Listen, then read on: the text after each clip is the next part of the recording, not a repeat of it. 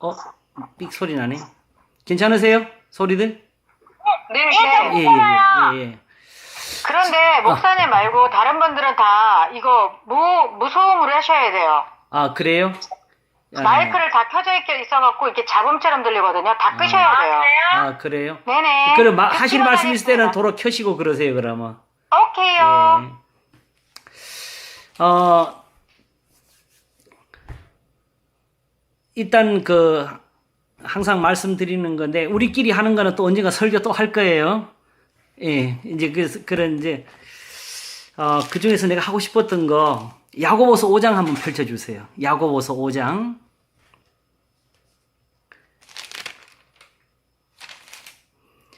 13절.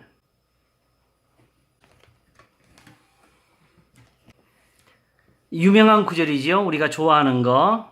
제가 한번 읽겠습니다. 너희 중에 고난 당하는 자가 있느냐? 저는 기도할 것이요.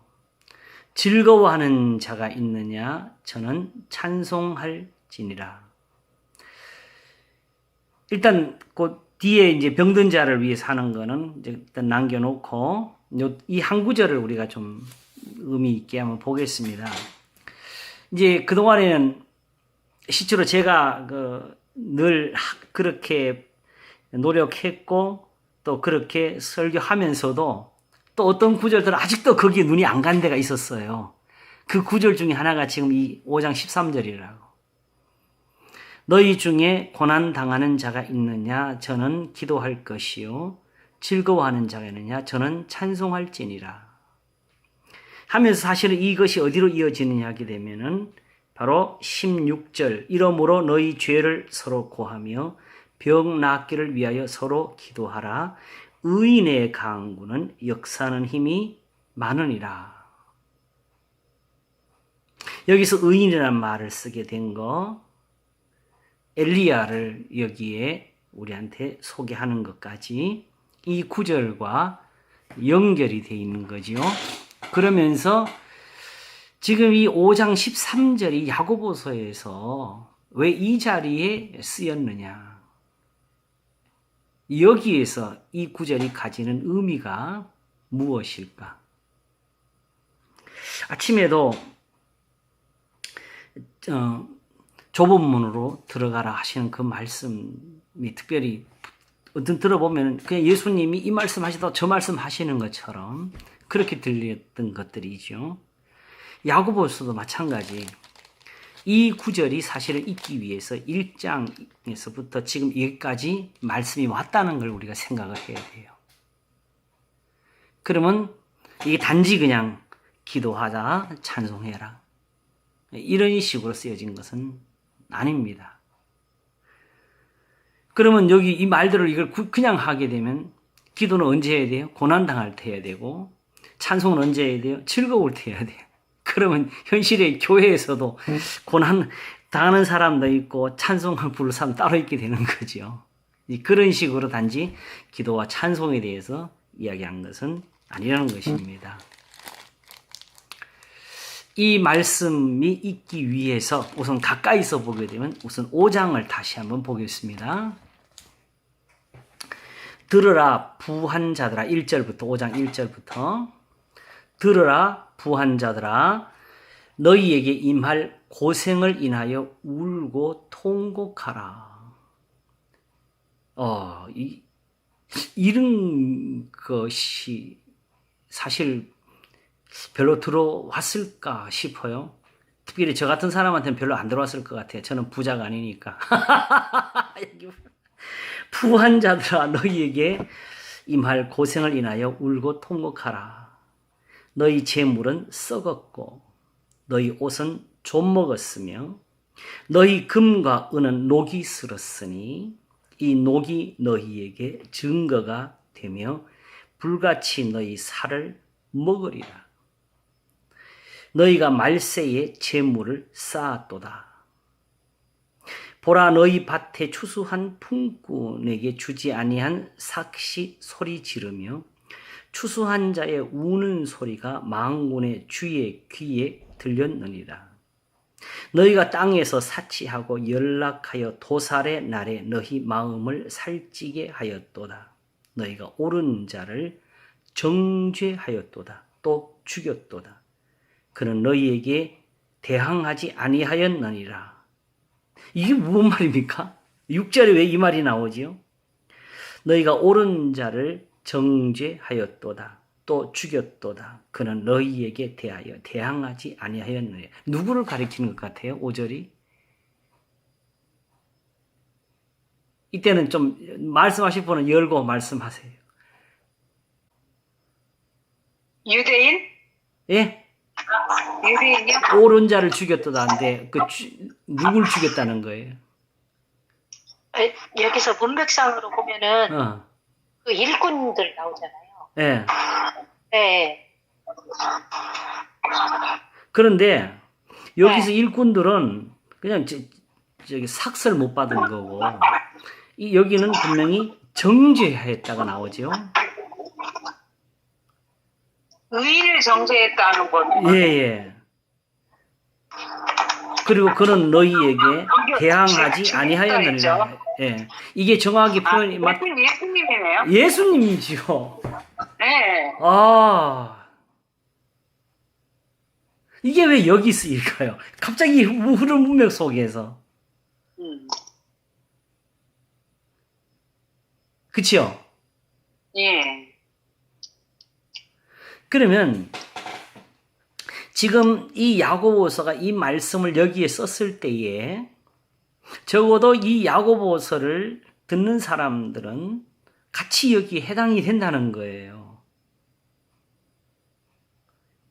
그러면 지금 여기서 문제가 그때 예수님을 십자가에 죽였기 때문에 지금 너희 지금 고난이 임한다 이 소리를 하고 있는 걸까요?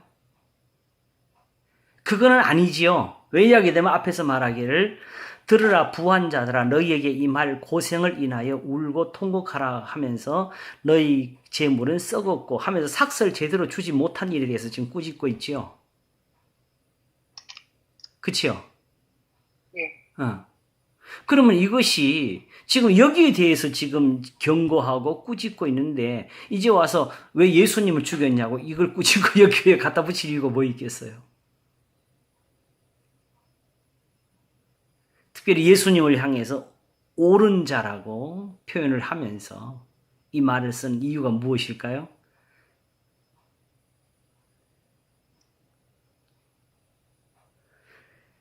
지금 유대인들이 그때 예수님을 십자가에 못 박아 죽인 것은 그들이 단순히 그 예수님이 미워서 그런 것이 아니고 예수님이 행하신 어떤 표적의 시비를 그런 것이 아니고 바로 예수님의 말씀 때문에 그랬습니다. 근데 우리는 또 산상수훈에서 요즘 많이 듣고 있으니까 항상 우리가 이런 말씀을 들을 때 생각하면은 내가 직접 눈으로 본 거 외에 듣고 있는 거 빼놓고는 또 별로 예수님하고 관계되는 게 별로 다른 게 생각이 안 날 수도 있어요. 실제로 사도 바울이 에베소 교회와 이별할 때에 주께서 말씀하신 바 주는 자가 받는 자보다 복이 있다 하심을 기억해야 될지를 했거든요. 근데 실제로 우리가 지금 현재 복음서에서 예수님이 직접 그 말씀하신 거 우리가 혹시 찾아보신 적 있어요?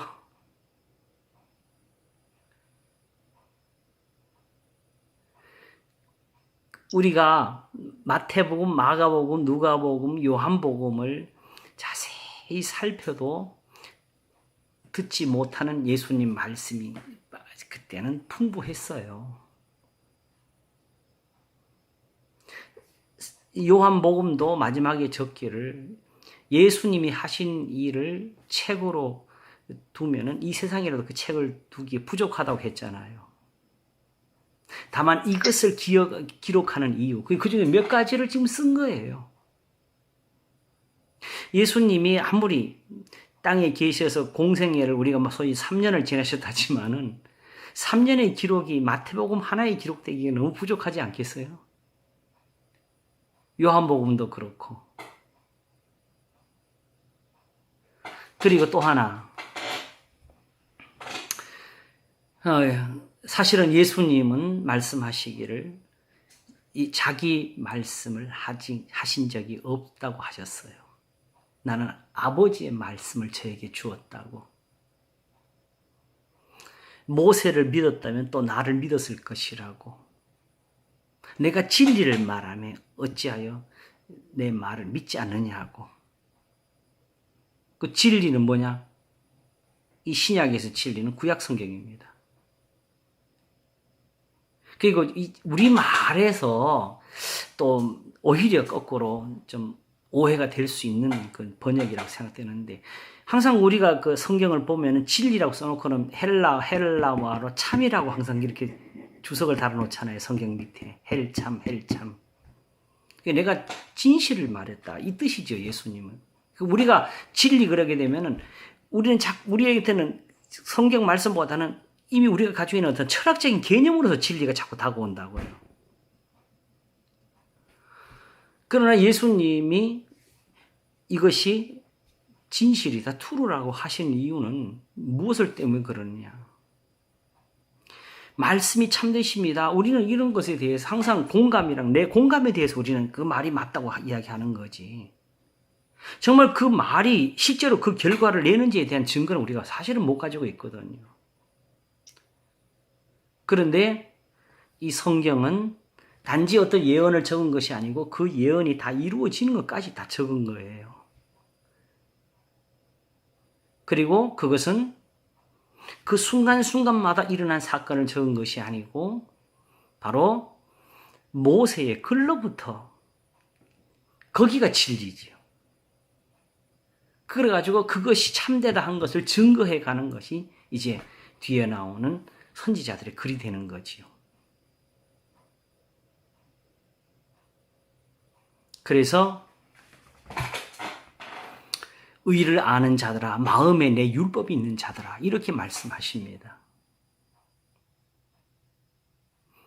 예수님 말씀처럼 율법의 1.1핵이라도 반드시 변하지 않고 다 이루어져 온 것이 구약성경, 율법이 이루어진 거죠. 그러면 예수님께서 지금 내가 율법이나 선지자나 폐하러온 줄로 생각지 말라고 하셨으면은 예수님의 모든 말씀이 다 어디에 맞아야 돼요? 율법이 맞아야 되지요. 예수님은 율법을 전하는, 그래서 이것이 율법이야 선지자나 하시면서 7장 12절을 기록하신 겁니다. 근데 너희는 맨날 거기서 제사나 찾고 예물만 찾고 있었다고.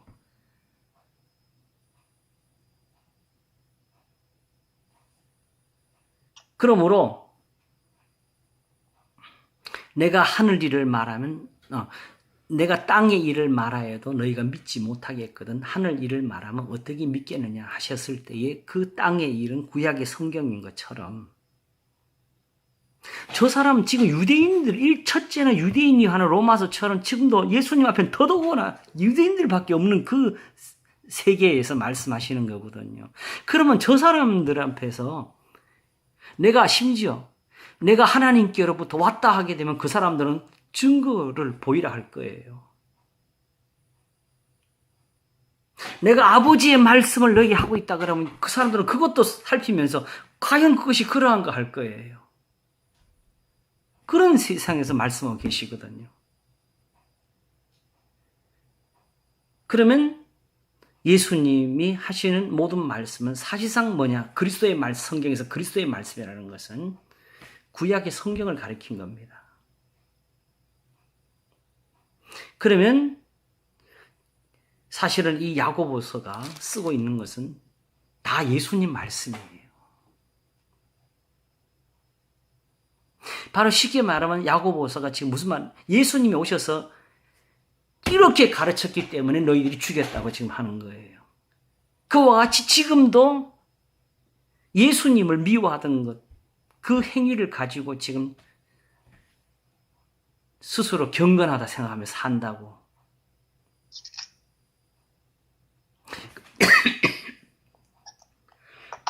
우리는 경건이라는 단어는 딱 듣자마자 가장 종교적인 어떤 행위를 나타내게 되잖아요.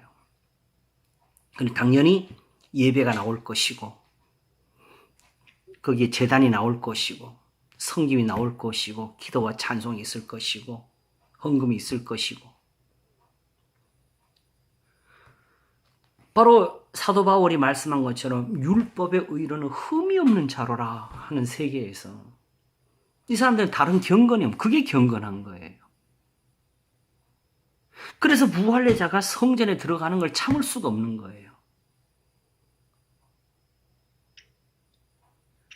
예수님이 성전에서 그 제물 팔고 사고 하는 사람들, 소나 그 비둘기 파는 사람 내쫓은 거 이해할 수가 없는 거고, 이 성전을 헐으라는 걸 저들은 상상을 할 수가 없는 거지요.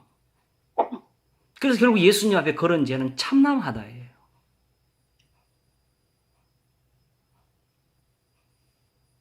그래서 야고보서 1장이 뭘 썼습니까?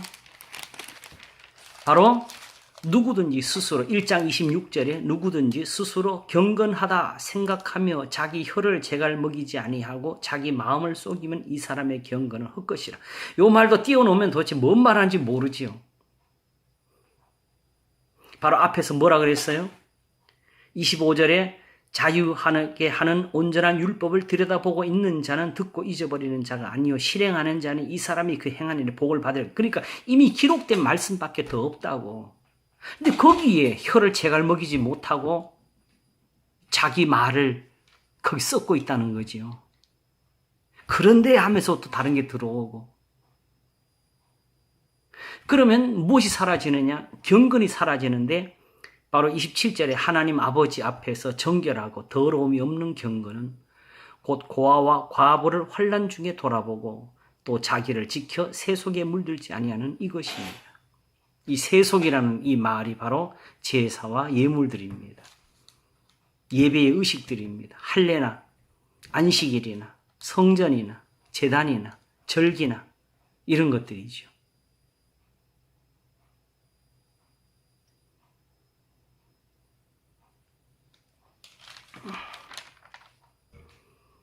그러므로 경건을 사실은 제1로 여기고 사는 게 사실은 신앙이에요. 신앙이 제일 목표는 어떤 세상에서 철학적인 어떤 논리를 가지고 어떤 그런 훌륭한 멋진 일을 해내겠다는 것이 아니라 너희 중에 고난 당하는 자가 있느냐 저는 기도할 것이요 이걸 풀어주는 게 신앙이지요. 그러므로 하나님을 향하는 거.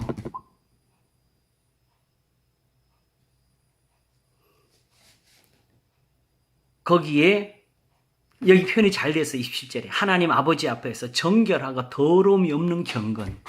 이게 경건입니다. 정결. 더러움이 없는 그 태도.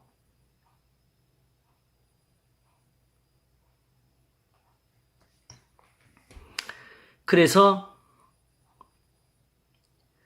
결국은 이걸 이루기 위해서 그들 스스로 율법을 정했고 안식일을 가지고 다투었고 늘 할례로 자랑하면서 율법의 의로는 흠이 없는 자로라 한 것을 예수님이 이 성전을 헐으라고 하시면서 결국은 이방인들까지 복음을 듣는데 거기에 그까지 나아갔거든요. 그게 예수님을 죽인 거라고.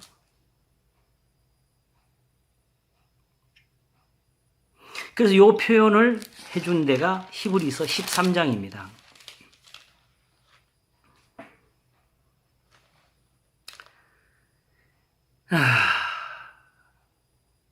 구절부터 보면은 여러 가지 다른 교훈에 끌리지 말라.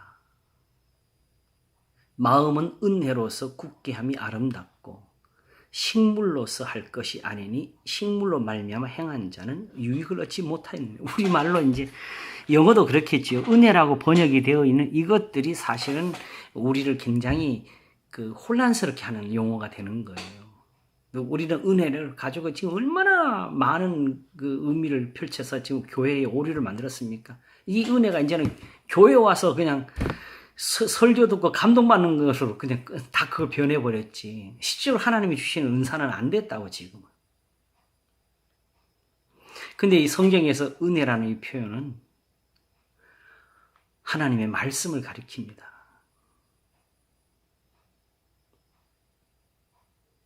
주는 가장 자비하신 자니라고 이제 야고보서 5장에 이제 이어지게 되지요. 긍휼력이시고 자비하신 자니라고. 바로 그게 다 성경을 가르치는 거예요. 이제 곧 이 마태복음 5장, 저게 7장을 마치기 전에 하게 될지, 마친 후에 하게 될지 준비하고 있는 게 로마서 12장 1절을 다시 보는 겁니다. 그러므로 형제들아, 내가 하나님의 모든 자비하심으로 너희를 권하노니 너희 몸을 하나님이 기뻐하시는 거룩한 산 제사로 드리라. 거기에 산 제사나 영적인 예배나 이것까지는 우리가 풀었는데, 하나님의 모든 자비하심에 대해서 사실은 제가 그걸 깨닫지를 못했어요. 저는 그 하나님의 자비를 그냥 사랑으로 생각해가지고 로마서 8장에 있는 거, 자기 아들을 아끼지 아니하시고 우리 모든 사람을 위해 내어주시니까 어찌 그 아들한테 모든 걸 우리에게 은사로 주지 아니하시겠느냐. 그 말씀에서 일단 그걸 의지해서 풀었거든요. 이게 하나님의 사랑의 근거다. 몸을 하나님이 기뻐하신 산제사다. 거룩하게 해라. 이렇게 했는데 이제 보니까 사도 바울은 로마서 1장 1절에서부터 가져오는 거예요. 예수 그리스도의 종 바울은 사도로 부르심을 받아 하나님의 복음을 위하여 택정함을 입었으니 할 때부터 이 복음은 하나님이 선지자들을 보면 그의 아들에 관하여 성경에 미리 약속하신 것이라. 이제 구약 성경에 돌아가 보게 되면은 하나님의 자비라는 말도 인자, 은혜, 그 다음에 긍휼, 이 표현이 다 하나님의 계명을 가르치고 하나님의 교훈을 가르칩니다.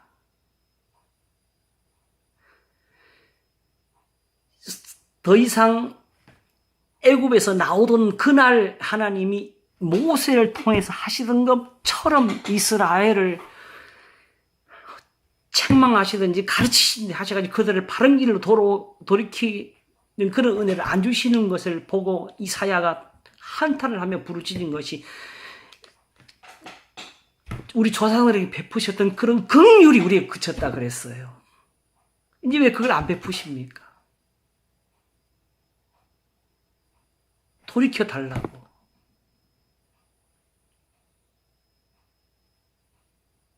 그 말씀이 바로 내가 하나님이 베푸신 자비를 따라 그 긍휼을 따라 말하리라면서 바로 출애굽의 사건을 다시 돌이키고 그때 하나님의 신이 거기 계셨다고 하는 그 표현을 쓰면서 거기에 나오는 거라고.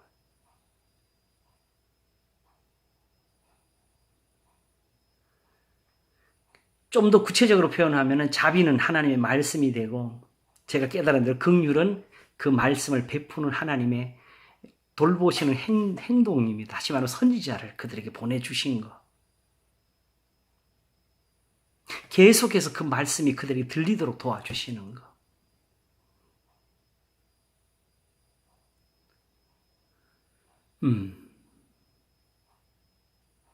신약 성경에서는 사도 바울이 이 긍휼이라는 단어는 다른 데서는 거의 안 썼어요. 다른 데서는 다 은혜와 평강이 있을지어다. 근데 딱 한 사람에게 편지 쓸 때에 은혜와 긍휼과 평강이 내게 있기를 원하는데 디모데에게 쓸 때는 그렇게 긍휼을 넣었습니다. 말씀을 전파하라고. 새롭네요, 모든 게. 그러므로 사도 바울은 사실은 로마서 12장 1절에서 무슨 말 한 것이냐. 성경으로 돌아가자고 한 거예요. 거기 가서 다 듣자. 하나님이 우리 조상들을 돌보시는 그 모든 은혜를 가지고 내가 말하는데 우리 조상들은 이렇게 하나님의 돌보심을 받았다고. 너희 몸을 하나님이 기뻐하시는 거룩한 산제사로 드리라.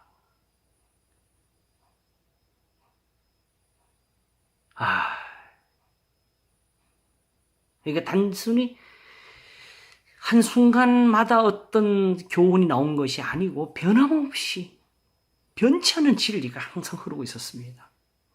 근데 아침에도 잠깐 말씀드린 것처럼 제가 신학 공부를 하면서 정말 통탄을 한 거는 사실은 총신에 있는 교수들 중에서도 다수예요. 이제는 거의 자유주의의 물결을 피할 수가 없어요. 그 사람들이 하는 행동은 뭐냐 하게 되면 지금 사실은 대한민국에서나 지금 우리 합동 측이 지금 이렇게 큰 교단을 이루고 있지. 미국이나 서양에서는 사실은 이게 거의 뭐 중소 교단 그런 데서 학자들이 널려 있는데 자기가 같이 학자로서 끼어들려니까 그냥 전통적인 보수적인 어떤 그런 태도나 말 가지고는 그들 속에 끼어들 수가 없는 거예요.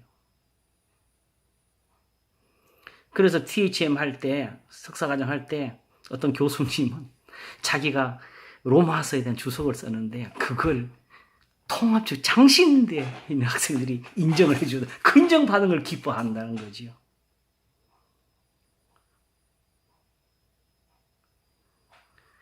그래서 지금은 거의 마태 복음은 그냥 마태 거. 누가 복음은 누가 거. 그 요한 복음은 후대에 써졌으니까 바울하고 마태하고 싸우던 걸 중간에서 이렇게 엮어준 거. 심지어는 바울 서신조차도 하나로 안 봐요.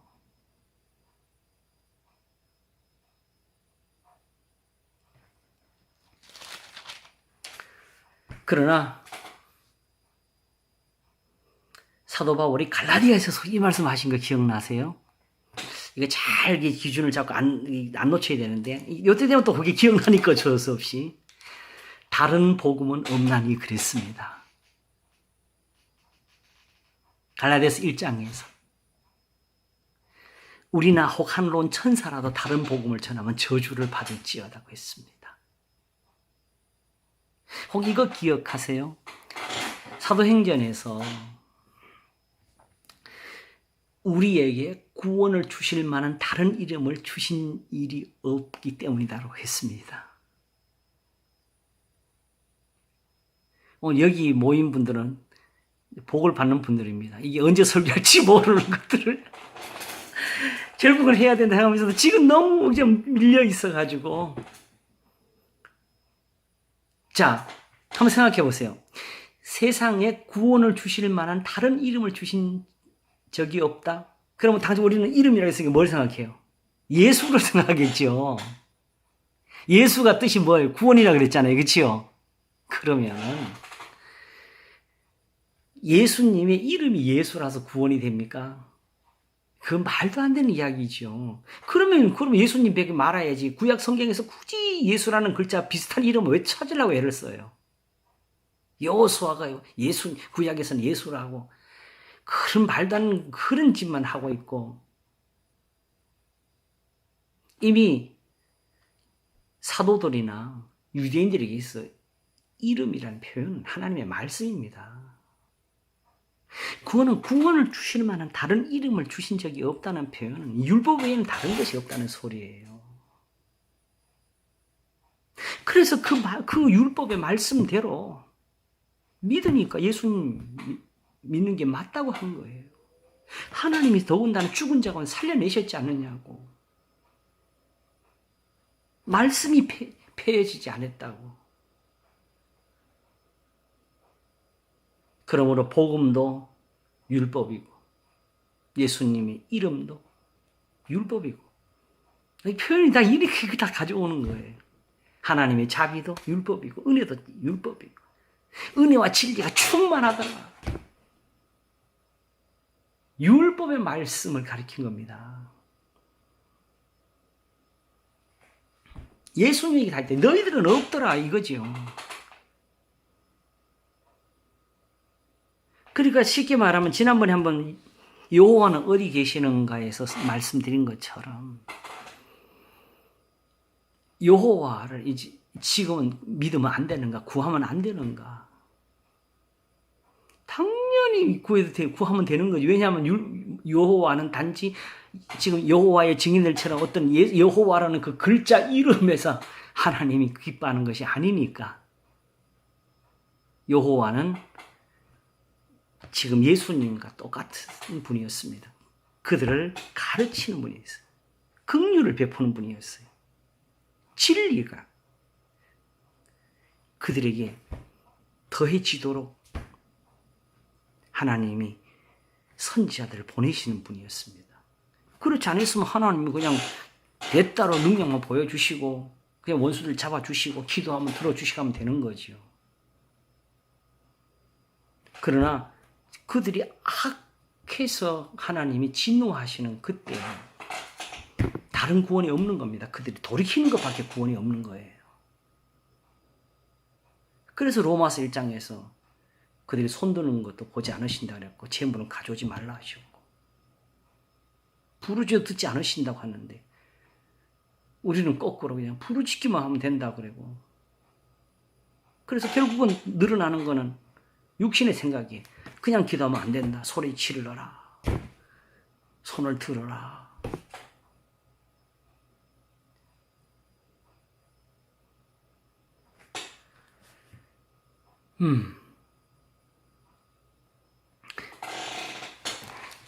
그러므로 다른 마음은 은에서 굳게 하며 아름답다 하는 말은 실상 히브리서에도 이미 그걸 밝혔는데 지금 13장이잖아요. 그죠? 12장 끝을 한번 보세요. 바로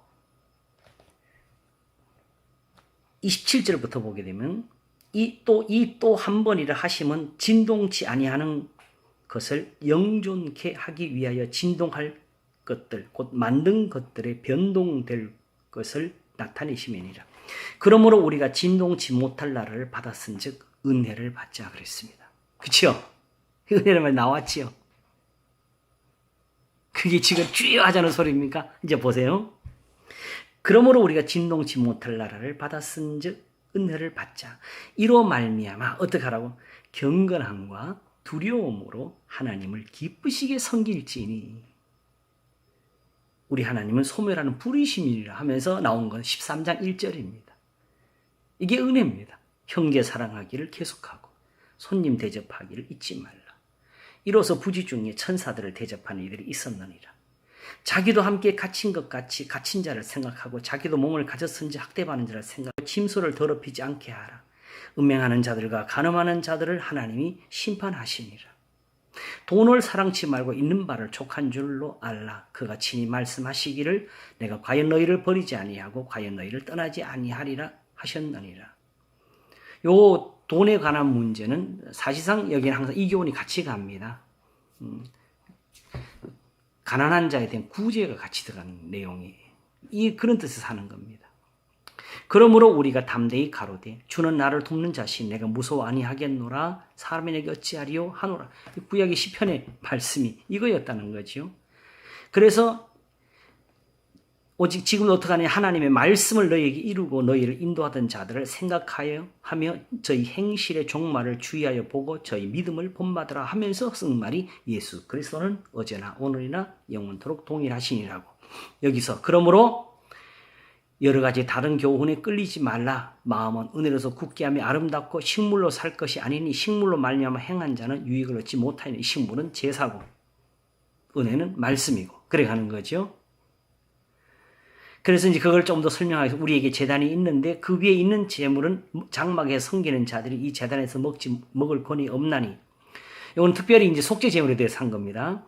이는 죄를 위한 짐승의 피는 대제사장이 가지고 성소에 들어가고 그 육체는 영문 밖에서 불사름이니라 하면서 묘한 비유를 썼어요. 그러므로 예수가 자기 피로서 백성을 거룩해 하려고 성문 밖에서 권한을 받으셨느니라. 이게 뭔 말입니까? 예수님이 그 성 안에서 죽으면 거룩하지 아니한 겁니까? 그냥 고난 받으신 게 아니라 백성을 거룩하게 하려고 하니까 성문 밖에서 고난을 받아야 된다.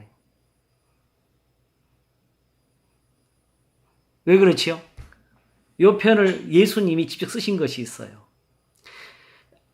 내가 저희를 위해서 내가 나를 거룩하게 하오니 그랬습니다.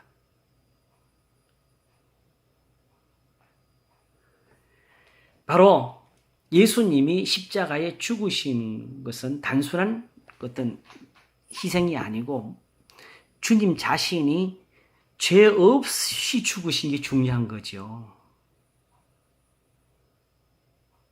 그러니까 예수님께서 지금 이와 같은 은혜로 교훈하셨고 가르치니까 유대인들에게 미움이 된 거예요. 이 표현을 이렇게 쓴 이유는 지금 이 시대의 사람들은 예수님 요한복음에서도 본 것처럼 사람들이 1차적으로 예수님을 따르려고 하게 되면 유대인들의 눈치가 보이는 거예요. 자기들 당에서 내어 쫓기는 게 두려운 거지요. 결국 예수님 부활하신 후에 오순절 후에 말씀을 전하니까 핍박이 일어나서 예루살렘에 다 쫓겨나잖아요. 바로 그 쫓겨난 사람들 중에 있는 사람들이 히브리서의 편지를 받게 되는 거예요. 10장 32절에 보게 되면은 전날에 너희가 빛을 받은 후에 고난의 큰 싸움에 참은 것을 생각하라. 혹 비방과 환난으로서 사람에게 구경거리가 되고 혹 이런 형편이 있는 자들로 사귀는 자 되었으니 너희가 갇힌 자를 동정하고 너희 산업을 빼앗기는 것도 기쁘게 당한 것은 더 낫고 영구한 산업이 있는 줄 알미라. 이 경험을 가지고 있는 게 지금 히브리서의 사람들이라고.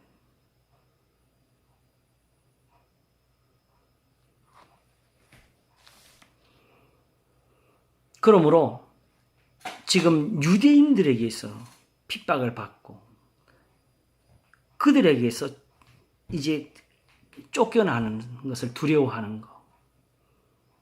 이게 1차적으로 당시의 유대인들의 걱정 중에 하나입니다. 그러므로 바로 13장 13절에 그런즉 우리는 그 능력을 치고 영웅 밖으로 그에게 나아가자. 우리도 예수님처럼 당하자는 거지요. 예수님을 따르니까 예수님처럼 핍박을 받습니다. 결국 사도들의 가르침이 또한 그들에게 핍박의 이유가 된 거지요. 그런즉 여기서는 지금 오직 예수님 말씀대로 살자를 이렇게 표현한 거예요. 예수님께 나아가기 위해서 어떻게 해야 되느냐? 우리도 쫓겨나야 그리로 가는 거지요. 쉽게 말하면. 그런즉 우리는 그 능력을 지고 영문 밖으로 나아가자. 그게 바로 13장 1절부터 가르치는 은혜를 말하는 거지요. 우리가 여기는 영구한 도성이 없고 장차 올 것을 찾나니 이러므로 우리가 예수로 말미암아 항상 찬미의 제사를 하나님께 드리. 예수로 말미암아가 뭐냐? 예수 믿다가 얻어맞았다는 소리가 아니고 예수님을 따름으로 따르는 거예요. 왜냐하면 이걸로 구원이 오니까 찬미의 제사가 나오는 겁니다. 이는 그 이름을 증거하는 입술의 열매니라. 그러니까 하나님 앞에서 구원을 얻은 성경에서 그 감사가 항상 시편에 보면 서원으로 나옵니다. 근데 그 서원은 내가 서원을 했기 때문에 하나님이 들어주셨다는 뜻이 아니고 자기가 환난을 당하고 고난을 받고 핍박을 받으면서 하나님의 말씀을 의지했다는 뜻입니다. 내가 죽지 않고 살아서 하나님의 영광을 보게 될 거라고, 내가 반드시 살아서 모든 사람 앞에서 하나님께 감사제를 드릴 거라고 이렇게 서원한 것들이었어요. 그게 바로 여기서 항상 찬미의 제사를 하나님께 드리자. 이는 그 이름을 증거하는 입술의 열매니라 한 겁니다. 사실은 지금은 고난을 받고 있죠. 야고보서도 똑같이 고난을 받고 있습니다. 그러면 아까 5장에서 들으라 부한 자들 했을 때 그 부한 사람들도 지금 고난을 사실은 받고 있는 거예요. 그 고난을 받고 있으니까 오히려 그 재물을 더 아끼는 거지요.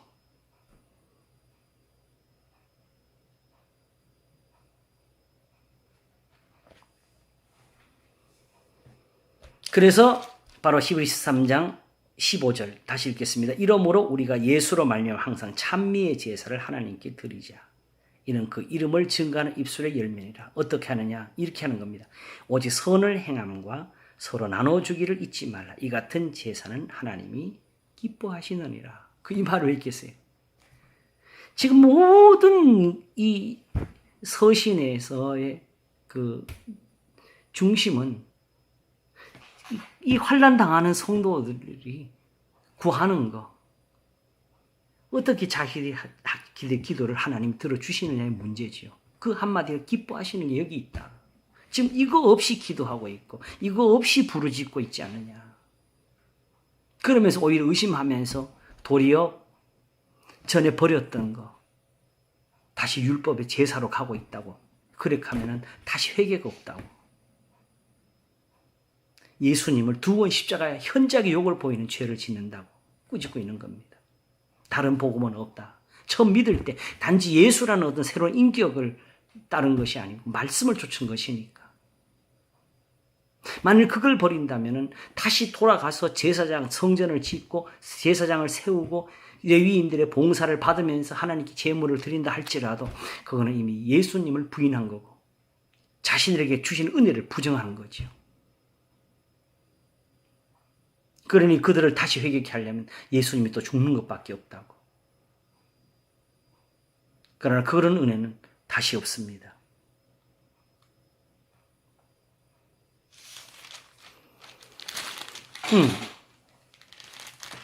바로 이것이 바로 야고보서에서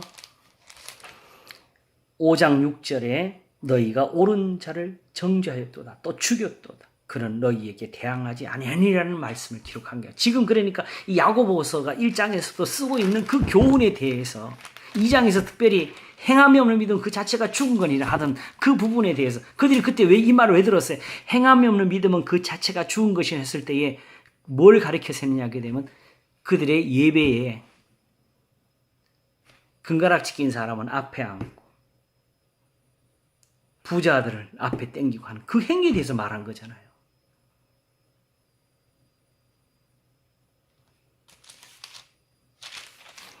그러므로 이런 행위를 가리켜서 너희가 옳은 자를 정죄하였도다 또 죽였도다.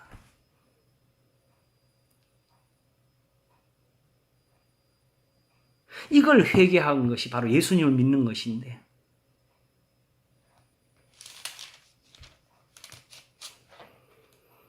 그러므로 결국은 7절이 갑니다. 그러므로 형제들아 주의 강림하시기까지 길이 참으라. 보라 농부가 땅에서 나는 귀한 열매를 바라고 길이 참아 이른 비와 늦은 비를 기다리나니 너희도 길이 참고 마음을 굳게 하라. 주의 강림이 가까우니라. 형제들아 서로 원망하지 말라. 그리하여 심판을 면하리라. 보라 심판자가 문 밖에서 계시니라. 저기서 이런 원망도 지금 뭐와 다 관련돼 있어요. 지금 이 삭슬 주고 받지 못하는 문제와 다 관련이 되어 있는 거죠. 그래서 형제들아 주의 이름으로 말한 선지자들로 고난과 오래 참음의 본을 삼으라. 보라 인내하는 자를 우리가 복되다 하나니 너희가 욥의 인내를 들었고 주께서 주신 결말을 보았거니와 주는 가장 자비하시고 긍휼히 여기는 자신이라. 이 말씀 제가 전에 할 때 욥이 받은 그 자비는 처음 고난 받기 전에 받았던 그 은혜를 가리키는 거라 그랬잖아요. 내가 주께 내 귀로만 들었었더니 하던 거기서 믿음을 가지고 주신 이도 여호와시요 찾으신 이도 여호와시니 하면서 오히려 자기가 받는 그 고난을 원망 없이 받아들이고 하나님께 영광을 돌리던 것처럼 지금 자신들이 받는 고난을 삭슬 아껴서 그것을 피해 가려고 하면 안 되는 거잖아요. 이런 식의 신앙의 가장 대표적인 역사가 지금 현실에서 가장 가까웠던 게 바로 미국에서 남부에서 노예 부리는 것들이죠. 자신들은 그 노예를 부리면서 주일날 하나님께 가서 찬송을 부르는 거지요. 나는 흑인들이 그 노예 생활을 하면서 그냥 그 자신들이 힘드니까 같이 신앙생활 따라가면서 배운 줄 알았어요. 근데 실제로 그 남부 사람들은 노예들이 신앙 가는 것도 막았답니다, 사실은.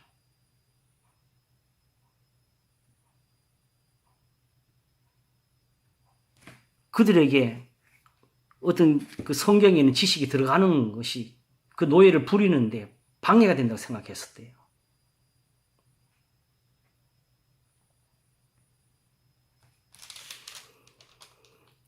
그 노예를 부리면서 거기서 오는 소득으로 감사를 드렸을 것이고,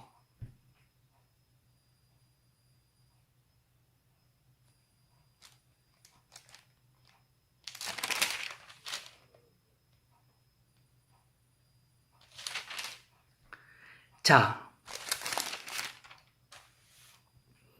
이 말씀을 놓고, 목사님. 예, 제가 잠깐 놓친 부분이 아까 다시 한번 설명해 주세요. 6절. 6절. 6절. 너희가 옳은 자를 정죄하였도다 또 죽였도다. 요 말은 실제로 예수님을 그 죽인 그것과 지금 가난한 자들을 학대하거나 무시하거나 하는 이런 행동이나 같은 거라고 보는 거예요.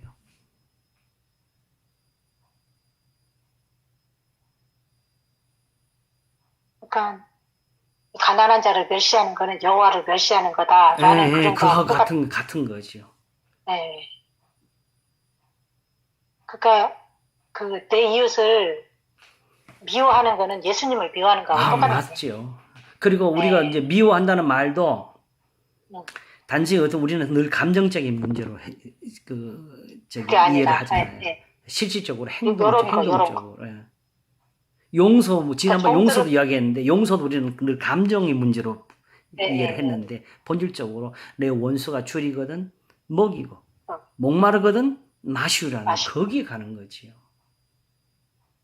그러니까 여기서는 이제 품삯을 받지 못하는 그 종들을 함부로 대하는 것이 죽이는 거하고 똑같다는 거죠. 그 시골에 살다 보니까 나름대로 이제 경험한 것 중에 하나가 어떤 면에서 보면 도시보다도 더 가까울 수도 있고 그 정을 나눌 수도 있는 분위기가 시골에 있어요.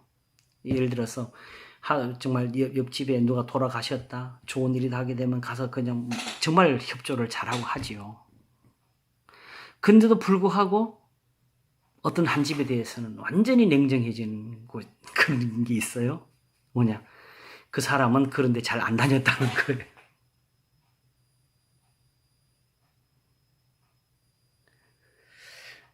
근데 나도 잘하는 건 아니지만 그래도 목사 입장에서는 늘 또 그런 사람들을 보게 되면 있는 사람들 중에 그런 사람들 가끔 있어요. 그 사람들은 주로 미신에 매여가지고 당신 남편은 장례식장 다니면 일찍 죽는다 그 말 때는 아예 안 가는 집이 있어요. 그것 때문에. 아마 그 집은 나중에 누가 안 오면 엄청 욕할 거예요. 거꾸로. 내가 볼 때 그런 거고 그런 것이 아니고 근데 잘 못 가고 이런 사람들은 보면 진짜 이 동네에서 또 어려운 사람들 어디 나설 수 없는 사람들이 가끔 있더라고요. 근데도 불구하고 사람들은 냉정하게 거기서 또 생각을 하고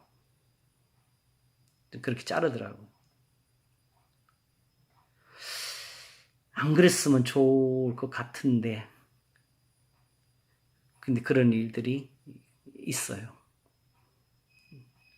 간혹은 교인들 가운데서 아직 다 깨닫지 못해서 그런 거예요. 근데 목사가 그걸 직접 그러면 이렇게 참아보지 못하는 그런 속에서 그렇게 보일 때가 있더라.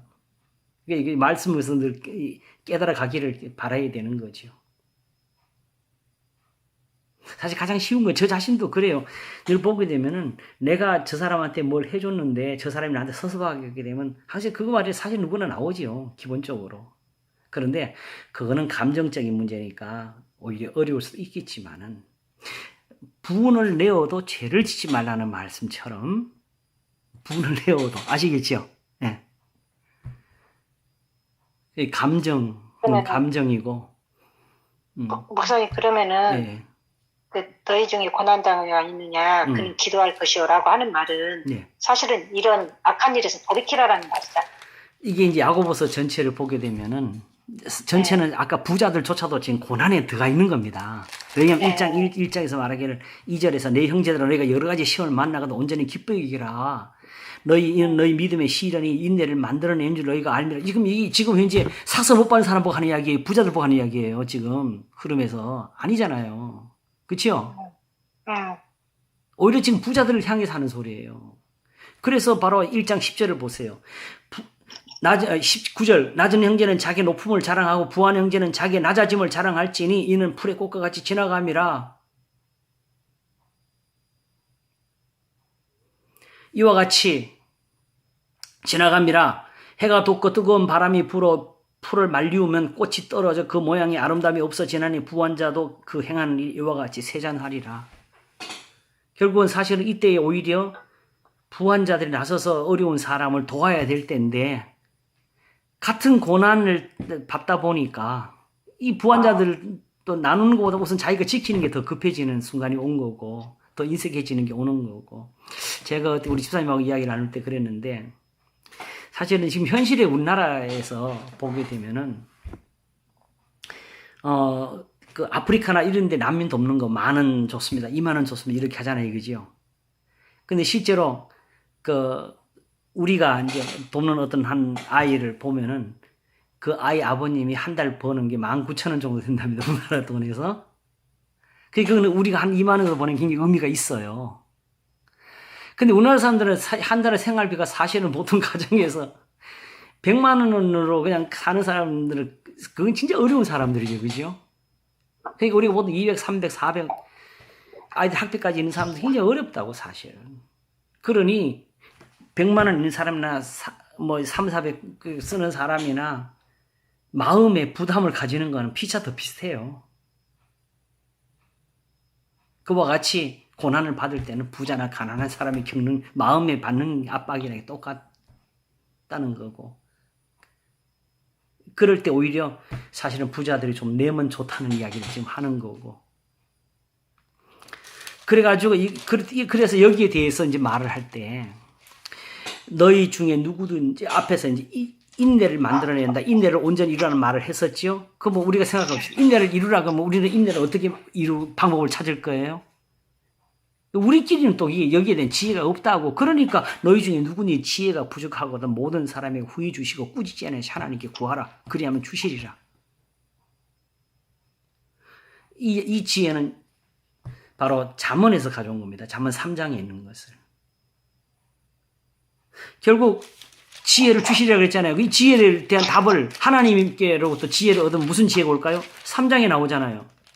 3장 13절 너희 중에 지혜와 총명이 있는 자가 누구냐? 그는 선행으로 말미암아 지혜의 온유함으로 행함을 보일지니라.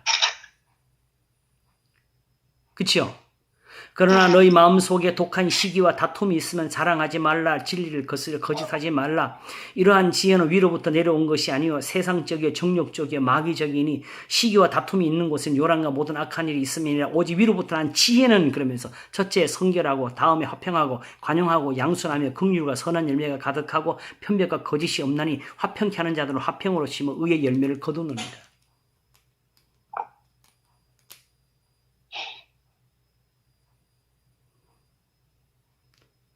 그러면 이거는 가난한 사람에게도 해당돼요.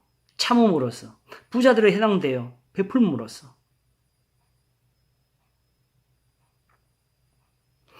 그러면서 4장에 너희 중에 싸움이 어디로 다툼이 어디로 쫓아나느뇨? 너희 지체 중에서 싸우는 정욕으로 쫓아나는 것이 아니뇨? 너희가 욕심을 내어도 얻지 못하고 살인하며 시기하여도 능히 취하지 못하나니 너희가 다투고 싸우는다. 너희가 얻지 못하면 구하지 아니하며 뭘 가르쳤을까요? 1장에서 뭐라고 해요? 누구든지 지혜가 부족하고 지혜에 대한 걸 가르치는 거지요.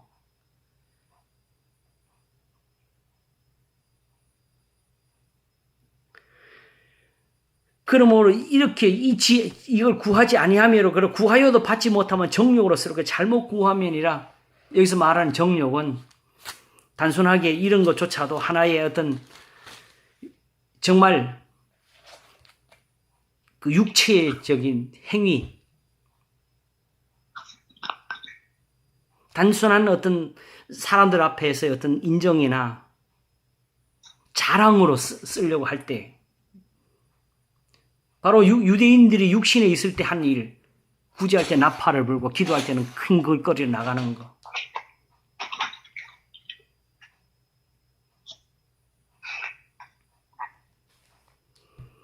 그래서 그렇게 될 때는 디모데 후서에서 말한 것처럼 경건의 모양은 있지만 경건의 능력은 부인한 자들이 되는 겁니다. 그래서 결국 이 말을 가지고 어떻게 쓰느냐 하게 되면요. 자, 보겠습니다. 4절, 간음하는 여자들이여 세상과 벗된 것이 하나님의 원수임을 알지 못하느냐. 그런즉 누구든지 세상과 벗이 되고자 하는 자는 스스로 하나님과 원수되게 하는. 내가 이 표현은 단순한 여자들을 가리키기보다는 구약에서 선지자들이 이스라엘을 가리키기 쓰는 표현을 그냥 가져온 것 같아요. 왜냐하면 이 전체 야고보서의 흐름에서 보면 야고보서 말씀을 두고 하는 거니까. 이렇게 하게 되면 너희가 경건이 아니다. 지금 앞에 1장에서도 경건을 두고 해야 했잖아요. 그러니까 이 경건하다, 스스로 경건하다 생각하는 사람들에게 그거 경건 아니다라고 가르치는 거예요, 지금. 너희 그렇게 하게 되면 그건 하나의 간음하는 것과 똑같다. 하나님을 두고 다른 신에게 섬기는 거 아니냐. 이사야가 늘 하던 말이죠. 그래서 이렇게 하는 사람은 하나님과 원수되게 하는 것이다. 바로 로마서 8장에서 육신의 생각은 하나님과 원수가 되나니. 너희가 하나님이 우리 속에 거하게 하신 성령이 시기하기까지 사모한다 하신 말씀 헛된 줄로 생각하느냐? 그러나 더욱 큰 은혜를 주시나니 그러므로 일렀을 때 하나님이 교만한 자를 물리치시고 겸손한 자에게 은혜를 주신다 하셨느니라. 겸손한 자는 항상 말씀을 듣는 사람입니다. 그런즉 너희는 하나님께 순복할지어도라 나가잖아요. 마귀를 대적하라. 그러면 너희를 피하리라. 하나님을 가까이 하라. 그러면 너희를 가까이 하시리라. 이게 다 뭘 가리키는 거죠? 우리 마귀 쫓는 행동을 가리키는 것이 아니라 죄인들아 손을 깨끗이 하라. 두 마음을 품은 자들아 마음을 성결케 하라. 두 마음이 뭐죠? 1장에서 이미 나왔잖아요. 오직 믿음으로 구하고 조금도 의심하지 말라. 의심하는 자는 바람에 밀려 요동 바다 물길 같으니 모든 일에 항상 두 마음을 품어 있는 사람이라. 하나님께 구할 생각을 말라고. 왜? 하나님께 구하면 항상 주시는 거는 이런 지혜니까.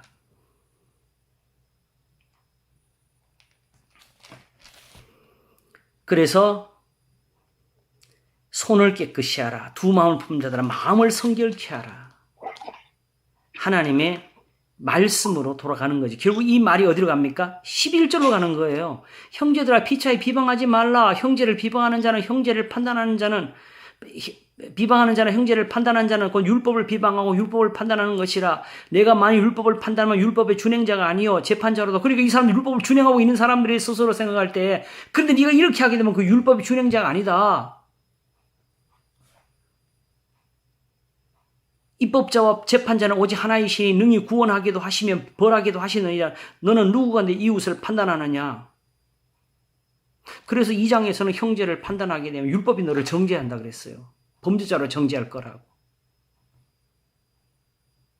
그래서 나온 것이 들으라. 너희 중에 말하기를 오늘이나 내일이나 우리가 아무 도시에 가서 거기서 1년을 유하며 장사하여 일을 보리라 하는 자들아. 내일 일을 너희가 알지 못하는도다. 너희 생명이 무엇이여. 이게 왜 나왔겠어요? 이런 식으로 살면서 부자들이 이익에 대한 생각을 하고 있다는 거죠. 이걸 가난한 사람들이 생각하겠어요? 너희 생명이 무엇이냐. 너희는 잠깐 보이다가 없어지는 안개니라. 너희가 도리어 말하기를 우리 주의 뜻이면 우리가 살기도 하고 이것저것을 하리라 할 것이거늘 이제 너희가 허탄한 자랑을 자랑하니 이러한 자랑은 다 악한 것이라. 이러므로 사람이 선을 행할 줄 알고도 행치 아니하면 죄니라. 다시 말하면 선을 행한다는 것은 뭐지요? 결국 여기서는 지금 이 야고보서 가르치는 이 지혜에 들어가는 거예요. 자, 여기서 이제 생각을 전체 정리를 해보겠습니다. 자, 부자들도 지금 어려워서 지금 이런 거예요. 아시겠죠? 또 가난한 사람은 가난한 대로 더 고통스러우니까 불평을 합니다. 그러면 이 야고보서에서 가르치시는 지혜대로 돌아가 봅시다. 오직 위로부터 난 지혜는 첫째 성결하고 다음에 화평하고 간영하고 양순하며 긍휼과 선한 열매가 가득하고 편매가 거짓이 없나니 할 때 뭔가 하는 것 같지만 실질적으로 구체적으로 지금 내가 당장 당하고 있는 이 어려움이나 고난에서 벗어날 수 있는 그런 눈에 보이는 행동은 아니잖아요. 세상에서 볼 때. 그치요? 한마디로 말하면 하나의 어떤 참음이지요.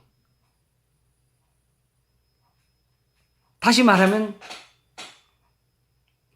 우리 스스로 지혜를 내서 내가 받는 이 고난의 어려움에서 벗어날 길은 사실은 아무것도 보이지 않았다는 뜻이게 되고, 그러니까 내가 할 수 있는 건 아무것도 없어요. 보면 야고보서 가르치는 것.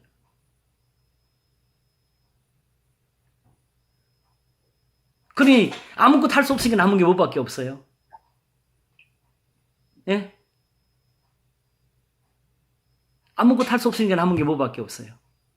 기도밖에 없는 거지. 이렇게 기도가 나오는 거예요. 그러면 이제 여기서 너희 중에 고난 당하는 자가 있냐? 저는 기도할 것이 하는 말의 의미는 뭡니까? 주여! 이거 안 했다고 지금 뭐라는 겁니까? 기도할지를 했으니까 이 말씀을 가지라는 거죠. 이 지혜를 구하라는 거죠.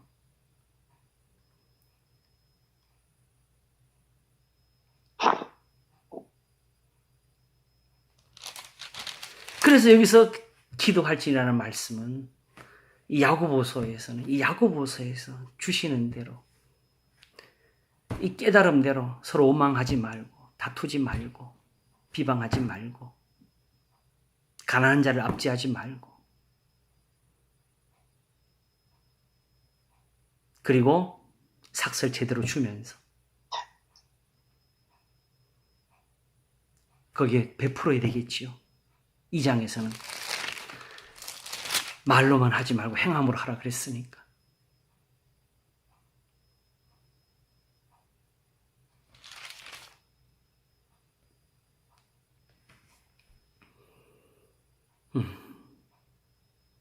어제 좀 이해가 되십니까? 네, 이해가 됐습니다. 굉장한 거죠, 그지요? 단순히 기도하라 하면 기도하는 게 아니라 지금 이 야고보서에서 가르치고 있는 이 교훈대로 해라 이 말. 그 말이에요. 그게 기도할 길. 이게 기회니까. 그래서 뒤에 의인의 기도라는 말이 나오는 겁니다. 왜? 1장에서 나왔지요? 시험을 참는 자는 복이 있도다. 이것의 옳다심을 받은 후에 주께서 자기를 사랑하는 자에게 주신 생명의 면류관을 얻을 것임이니라. 그 생명의 면류관은 단순한 미래의 구원만을 가리키는 것이 아니고 현실적으로 지금 이 고난에서 고민하는 사람들에 대한 응답까지도 가 있는 거라는 걸 알 수가 있지요. 왜냐하면 지금 병든 자를 위한 기도를 가르치면서 이 말씀을 했으니까.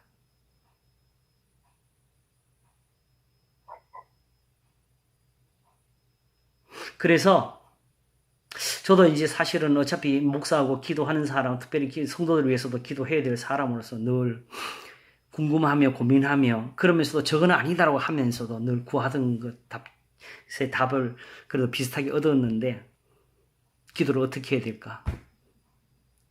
교인들을 위해서 다른 사람처럼 나도 안수기도를 해줘야 될까?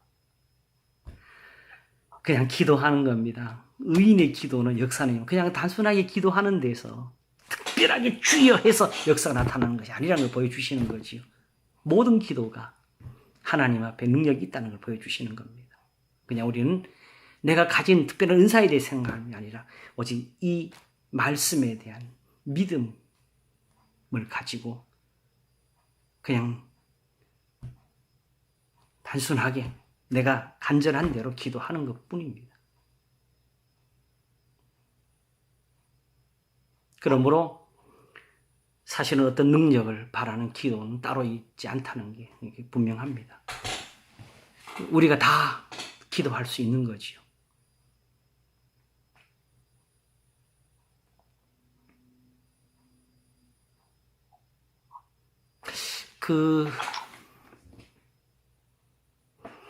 사실은 이렇게 해서 의인의 기도는 역사는 만원이라까지 오게 되는 가장 궁극적인 이유를 사실은 여기서 쓰고 이제 칠례입니다.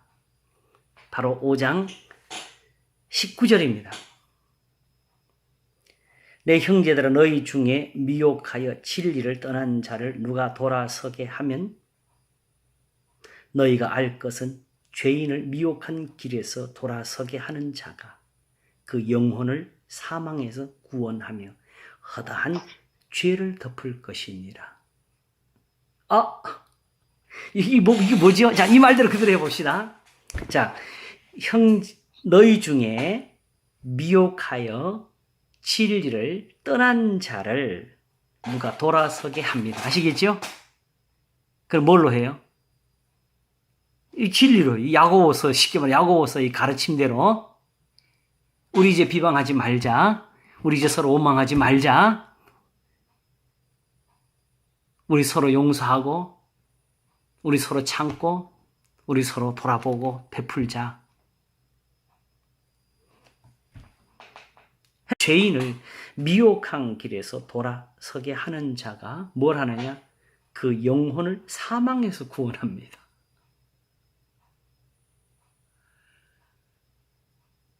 사모님 뭘 하시지?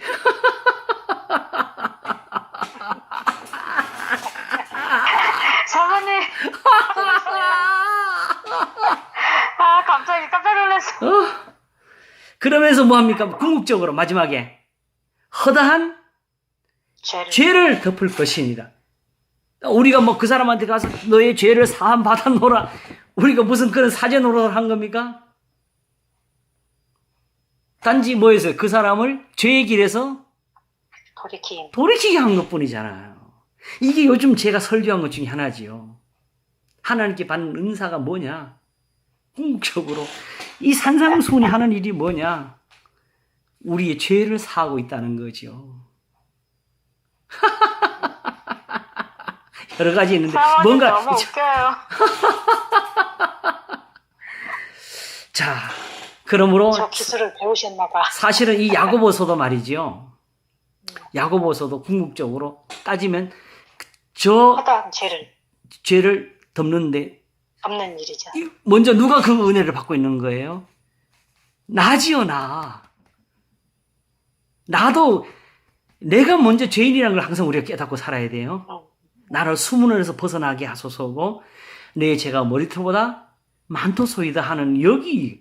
그리고 이제 저까지 우리 갔잖아요. 바로 가인에게 하신 말씀. 네가 선을 행하지 아니하면 죄가 문에 엎드리느니라. 선을 행하고 죄를 범치하는 이는 세상에 아주 없느니라. 그럼 우리가 항상 선을 행하고 살아야 되는데 우리가 항상 선을 행하지 못하는 사람이니까 우리가 문을 열 때마다 우리는 항상 죄를 범하고 산다는 결론이 나온 거지요. 그러니까 내가 어떤 특별한 죄를 생각해서 뉘우치는 거는 그건 아직 죄의 숫자에 들어가지도 못하는 퍼센트고 하나님은 무수한 죄를 이렇게 사하시면서 우리를 구원하고 계신 겁니다. 우리가 지금 내가 어떤 선을 행해서 우리가 잘못하면 이걸 또 이게 행위 구원이야 이딴 식으로 시비를 걸 사람이 나올 거예요. 그것이 아니고 우리가 이걸 행했다고 어떤 공로를 쌓거나 어떤 선한 그 보답을 받는 것이 아니고 우리가 우리에게 죄 지은 자를 사하여 준 것 같이 하는 그 은혜를 받고 있는 거지요.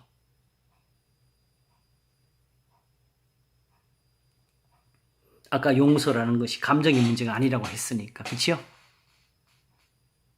그럼 하나님은 공평하십니다. 우리가 행한 것을 따라서 갚으십니다. 근데 그걸 하나님이 가르쳐 주시는 거, 인도하시는 게 지금 요렇게 하라고. 근데 이제 이걸 놓고 보면 막 또 머릿속 상상을 하면 저걸 어떻게 다 하지? 이런 그 숫자 노름을 하지 마시고 어느 때든지 내가 닥치는 그 어떤 경우 환경 속에서는 항상 선한 것을 생각하면 그때 맞는 한 가지가 떠오르는 거죠. 그렇죠?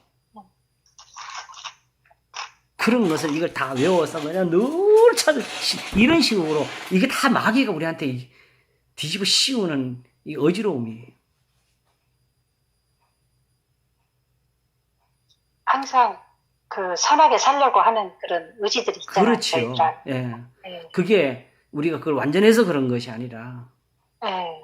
하나님의 말씀이 완전해서 흉내라도 내면은 그게 오히려 우리의 많은 죄를 덮고 구원에 이르게 한다는 뜻이지요. 그래서 여호와를 미워하는 자는 저에게 복종하는 지 할지라도 저희 시대는 영원하리라 한 것은 이미 그들에게 하나님의 계명이 있었는데 그걸 버렸다는 걸 지적해 주기 위해서 한 말씀이었어요. 하나님이 언제 어느 누구에게 야, 너 내 말 지켰냐? 어디 볼까? 100%? 99.9%? 이런 식으로 안 따졌지요. 오히려 그 작은 행위 하나를 가지고 하나님은 큰 죄를 덮으셨습니다. 바로 그걸 표현한 단어가 소재입니다.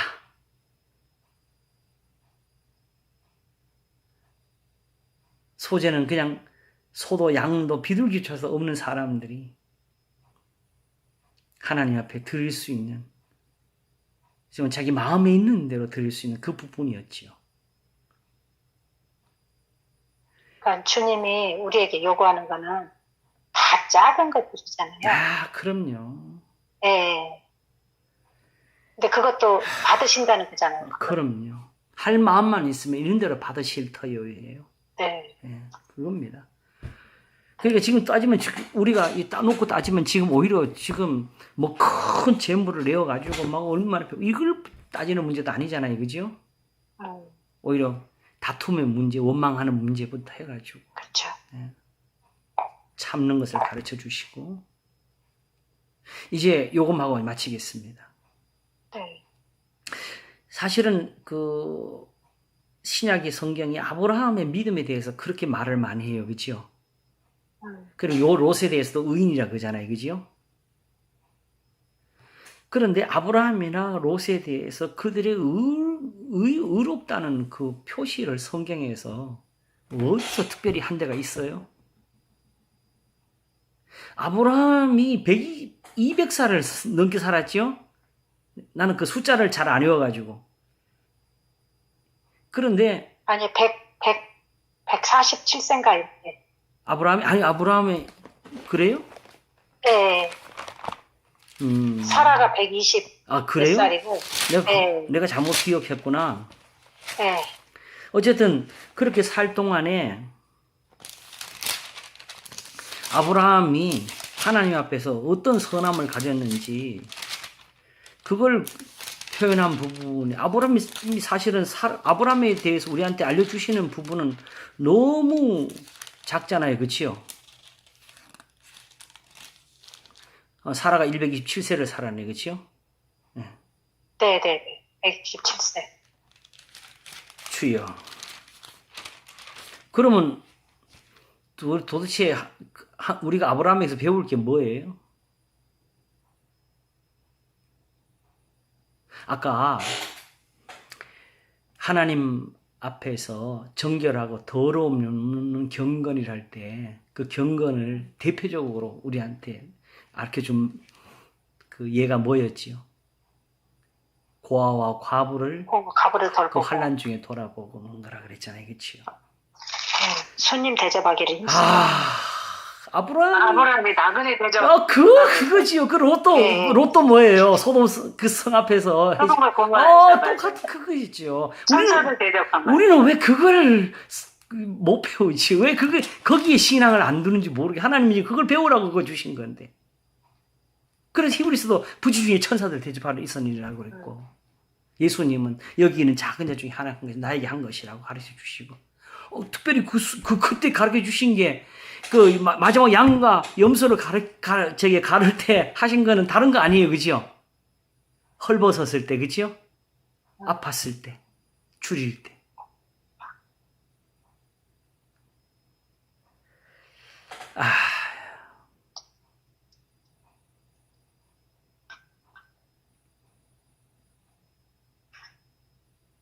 목사님 마무리를 좀 하셔야 돼요. 예, 그러지요. 네. 그래도 오늘은 생각보다 많이 했네요, 그죠? 네, 좋았어요. 오늘. 근데 아, 야고보서 하나 끝내네요, 그죠? 네. 아, 야고보서 나 이건 네, 거기서 좋았어요. 풀어줄 줄.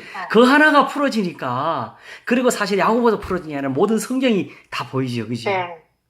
요즘 그 사도 바울이 고린도 후서에서 말씀하는 것처럼 그 구약을 읽을 때에 아직도 수건이 그 양심을 가렸다고 했는데 마음을 덮었했는데 예수님에게 오면 그 수건이 벗기신다고 하는 그 말씀을 어디서 실감하냐면 요새 산상수훈에서 제가 빠져나오지를 못하잖아요.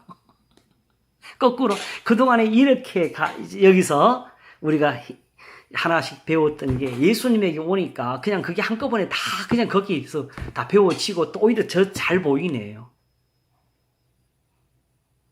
이제는 이제 그 앞으로 또 아직도 이제 많이 남았겠지만 그래도 마음속으로는 이제 정말 이제 정말 하나님이 많이 배워 주셨다는 생각이 들어요.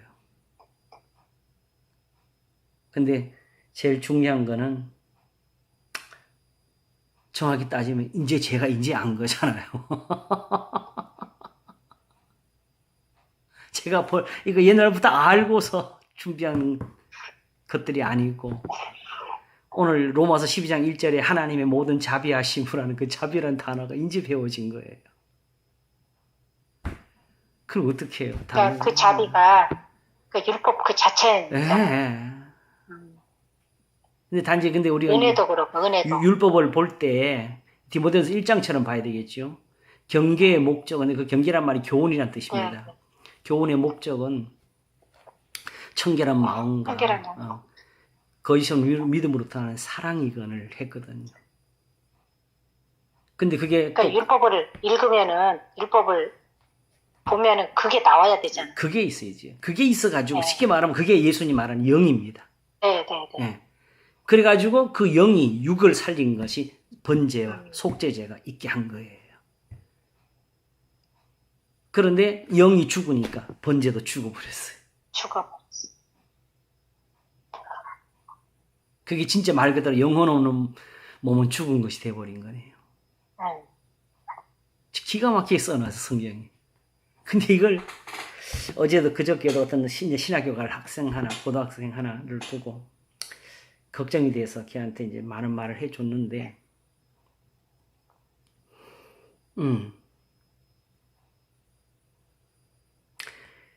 이 성경을 볼 때 항상 먼저 보이는 거는 우리가 가진 세속적인 개념이거든요. 그렇죠? 그게 문제라고. 그래서 사실은 지금 요즘은 계속 그 강조를 좀 했는데 왜냐하면 제 설교를 듣는 목사님들도 이제 많이 생겼어요. 생각보다는. 그래서 그분들을 많이 생각하면서 설교를 하는데 딴 것보다도 본질적으로 사실은 우리가 지금 성경에서 아는 단어는 하나도 없다는 거죠. 왜냐하게 되면은 우리는 우리 경험으로 알고 있고 성경은 성경의 경험을 쓰고 있는 겁니다. 근데 이 경험은 이제 유대인들한테도 없어요. 랍비들이 이걸 못 풉니다. 근데 지금 가장 한탄하는 것 중에 하나는 요즘 이런 사람들이 있어요. 랍비들한테 가서 배워왔다고 하면서 율법을 풀어내는 사람들. 근데 그 랍비가 아직도 회개 안 했잖아요. 아니 율법이 그렇게 그럴 필요도 없이 쉽게 써져 있는데. 네. 그러니까 이제 랍비들이 봐도 모르는 언어예요. 그 예수님 때 이미 그랬잖아요. 어찌하여 내 말하는 것을 알아듣지 못하느냐. 이는 내 말을 알아들을 줄 알지 못함이로다. 이거예요. 그러나 예수님은 어렵게 말씀하신 것이 아니었기 때문에 그 말을 한 거거든요. 목사님 다음 주에 또 하시고요. 예. 요거만 마칠게요. 요한 1서에 요 말을 이렇게 썼어요. 하나님께 속한 자는 우리의 말을 듣고 세상에 속한 자는 세상에 속한 자의 말을 듣는다. 요렇게 된 겁니다. 그리고 우리가 우선 이 언어에 대한 감각부터 지금 아직 부족한 것이 많지만은 그래도 제가 하는 것 같은 그런 노력 속에서 이 언어를 다시 습득을 우리가 해야 됩니다. 사실. 네. 기도도 다시 예배도 다시. 실제로 하나님이라는 이 단어조차도 서로 생각하는 게 달라요. 예수님이 다릅니다, 사실은. 정리. 예. 이렇게 하겠습니다. 네. 예, 어쨌든 오늘 야고보서 정리한 것이 큰 것이죠. 감사합니다. 네. 우리 다 네. 하나님께 기도하는 사람이 되십시다. 우리 기도 한번 할까요? 하나님 아버지 감사합니다. 우리의 기도가 있네요. 기도하고 구한 것을 이룬 줄로 믿으라 하신 그것이 여전히 우리에게 은사로 남아 있습니다. 하나님께서 내 집은 만민의 기도하는 집이라 하시면서 기도하는 내 집으로 인도하리라 하셨사오니 오늘날 우리의 기도가 주님 앞에 들릴 수 있기를 원합니다. 의인의 기도는 역사는 만이라 하신 그 은사를 저희들에게 베푸소서. 감사하고 우리 주 예수 그리스도 이름으로 기도하옵나이다. 아멘. 아멘. 목사님 감사합니다. 수고하셨습니다. 감사합니다. 네, 사모님도 너무 감사합니다. 오늘 이거 영상으로 또 찍어놨습니다. 사모님 너무 감사합니다. 예, 고맙습니다. 바이바이. 바이바이. 다음 주에 봬요. 다음 주에 봬요. 건강하세요. 예. 네. 감사합니다.